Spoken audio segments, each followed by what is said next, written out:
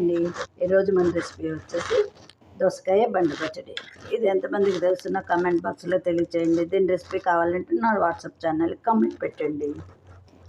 మీలో ఎవరికైనా నచ్చితే లైక్ చేయండి, సబ్స్క్రైబ్ చేయండి. ఈ కార్తీక మాసంలో తప్పకుండా తినవలసింది దోసకాయ చింతకాయ పచ్చడి, దోసకాయ బండ పచ్చడి, ఇలాంటివి దోసకాయ పప్పు, ఇలాంటివి ఎన్నో మీకోసం.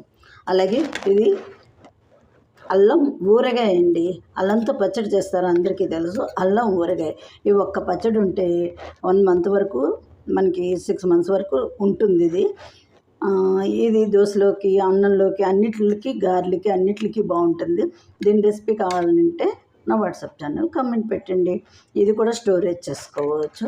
అల్లం ఊరగాయ అంటారు. పచ్చడి అందరికీ తెలుసున్నదే. ఊరగాయ ఏంటి అనుకుంటున్నారా? దీని రెసిపీకి నా ఛానల్ ఫాలో అవ్వండి.